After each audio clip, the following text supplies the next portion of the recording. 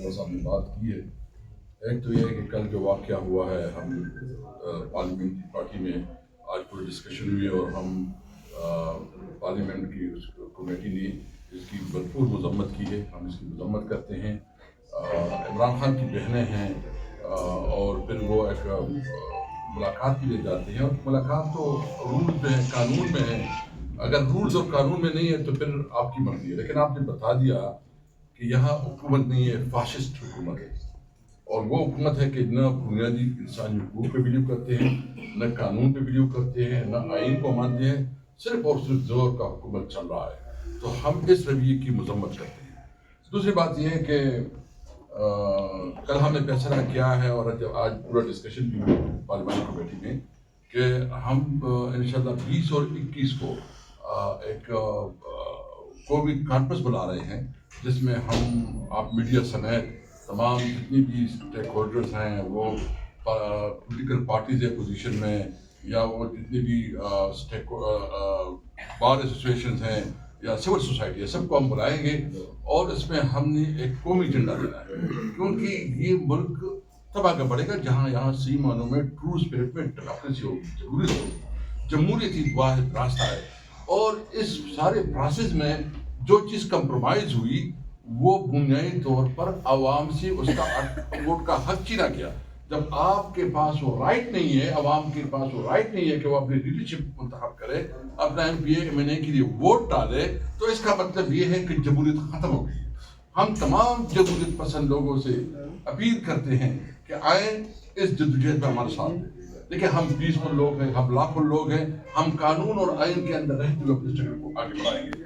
اگر کسی کی غلط فہمی ہے کہ خیبر پختونخوا میں ہم گورنر راج میں رہیں گے یا عمران خان کو جو ہے کہیں اور شفٹ کیا جائے گا, یہ غلط فہمی ہے. یہ ملک کو انارکی کی طرف لے کے جائے گی. ہمارا کیا ہے, ہم تو ایک لافل جدوجہد کر رہے ہیں, اور اس لافل جدوجہد کو آپ اگر اس طرح تشبیہ دے رہے ہیں کہ شاید یہ ہمارا حق نہیں ہے. آئین ہمیں حق دیتا ہے پرامن پروٹیسٹ کا.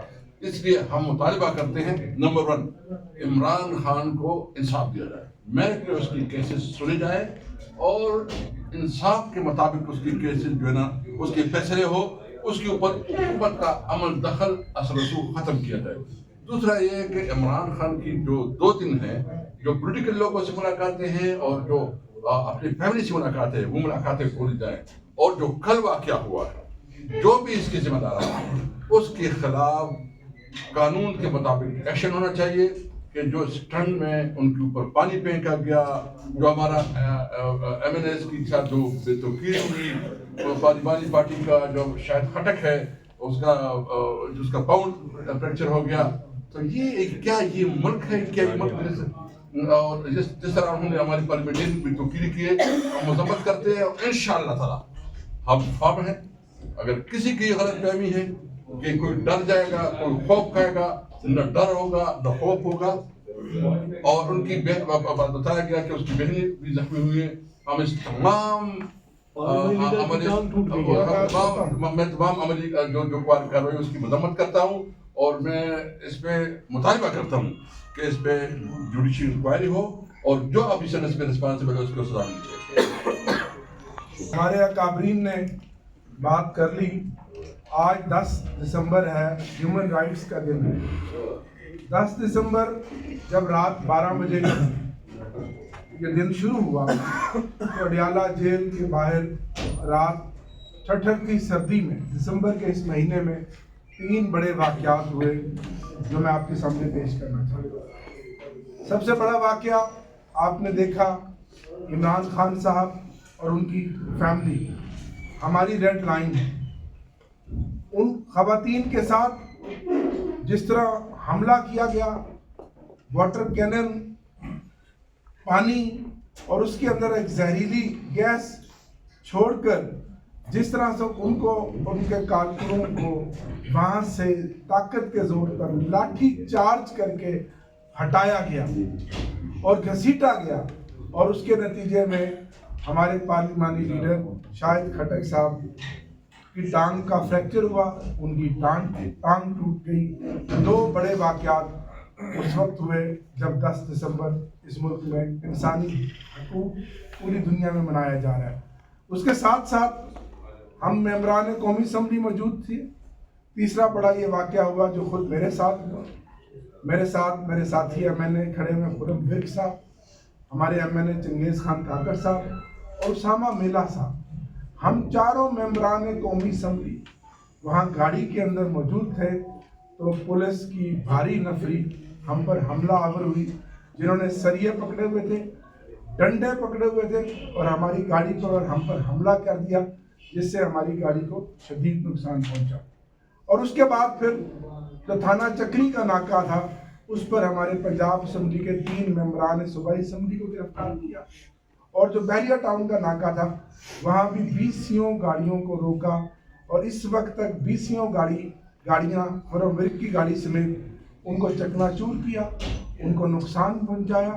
اور رات پنجاب پولیس نے ایک بار پھر ثابت کیا کہ صبح پنجاب پولیس اسٹیٹ ہے اور فسطائیت, ظلم اور بربریت کی جو داستان 3.5 سال سے جو کہانی چل رہی تھی اس داستان کو ایک بار پھر رقم کیا گیا. ہم اس کی مذمت کرتے ہیں جو خان صاحب کی بہنوں کے ساتھ ہوا, شاہد خٹک صاحب کے اوپر جو تشدد کیا گیا, اور ہم ممبران قومی اسمبلی کے اوپر حملہ کیا گیا اور ہمارے ورکروں کو زخمی کیا گیا. ہم ممبران قومی اسمبلی اس پر تحریک استحقاق ابھی اسپیکر آفس میں جمع کرا رہے ہیں اور 20 گاڑیاں اس وقت بھی تھانوں کے اندر ضبط کر لی گئی ہیں. تو کیا یہ جمہوریت ہے؟ کیا اس ملک میں کوئی قانون ہے؟ کیا اس ملک میں کوئی آئین ہے؟ ہم عمران خان کے سپاہی ہیں. یہ پولیس تشدد, یہ مقدمات, یہ ہر طرح کا ظلم ہم برداشت کر رہے ہیں اور کرتے چلے آئیں گے. ہم رائے حق کے مسافر ہیں اور اس وقت تک ہم پیچھے نہیں ہٹیں گے جب تک ہمارا لیڈر عمران خان رہا نہیں ہو جاتا. تو آج پوری پارلیمانی پارٹی نے رات کی ان واقعات کی مذمت کی ہے. آج ہم نے اسمبلی کے فلور پر بھی پرزور احتجاج کیا. اسمبلی کو جو پریزائڈ کر رہے تھے چیئرمین, ان کو ہدایت تھی کہ انہوں نے پوائنٹ آف آرڈر نہیں دینا, ہمیں بات نہیں کرنے دینی, کیونکہ ہماری زبان بندی کی ہوئی ہے اسمبلی میں بھی اور اسمبلی کے باہر بھی. لیکن ہمیں کوئی بھی شخص اگر یہ سمجھے کہ ہم ڈر جائیں گے, گھبرا جائیں گے ان مقدمات سے, اس فسطائیت سے, ہم نہ گھبرائیں گے نہ ہم پیچھے ہٹیں گے. ہم انشاءاللہ آگے بڑھتے چلے جائیں گے. یہ ہماری جمہوری جدوجہد ہے جو جاری رہے گی. بہت شکریہ. اچھا سر, بسم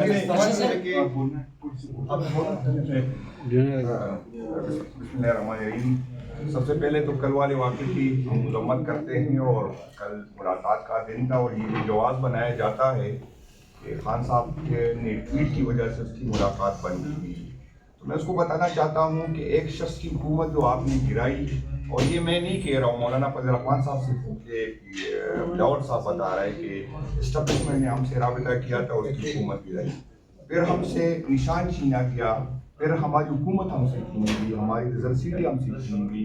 خان صاحب کو اسی ایسے FIRوں میں اس کو اندر بند کیا جس کی کوئی وجود نہیں ہے, جس کی کوئی حیثیت نہیں ہے. پھر ایسے شخص کے 29 دن بعد اس کی بہن کی ملاقات کرا دی گئی ہے.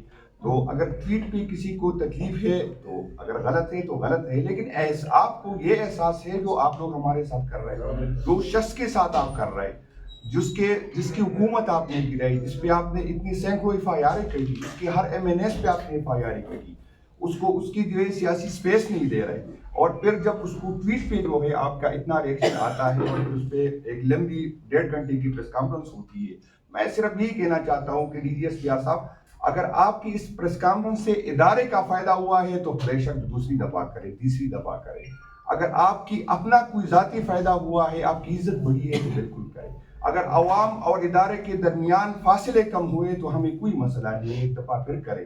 لیکن اگر اس پریس کانفرنس سے دوریاں بڑھتی ہے, اس کے کانفرنس سے اداروں اور عوام کے درمیان فاصلے بڑھتے ہیں, تو میرا نہیں خیال کہ یہ ملک کی خدمت ہو رہی ہے. اگر اس پریس کانفرنس پہ انڈیا میں خوشیاں منائی گی, اگر انڈیا کو تکلیف ہوتی ہے تو ہمیں کوئی فرق نہیں پڑتا, کیونکہ خان صاحب سے پہلے بھی کافی لوگوں نے کوشش کی برا بلا کا. خان کو اللہ تعالیٰ نے جو عزت دی ہے, جو لوگوں کا اس پہ اعتماد ہے, وہ کسی پریس کانفرنس سے یا کسی FIR سے یا کسی پارٹی کی پابندی سے کم نہیں ہوگا.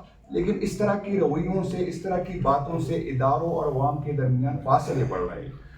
70-80% یوتھ جو ہے جو خان سے جڑے ہوئے ہیں, جن کو تکلیف ہوتی ہے, جن کو دکھ ہوتا ہے جب خان کے متعلق کوئی بات کیا جاتا ہے, اس کا ریئیکشن آتا ہے. यकीन करें हमें भी दुख होता है, हम भी नहीं चाहते कि इदारों और आवाम के दरमियान फासले हो, लेकिन आप भी अगर हमारी गलतियां हैं तो आओ बैठते हैं, उसका हल निकालते हैं, उसकी इस्लाह करते हैं।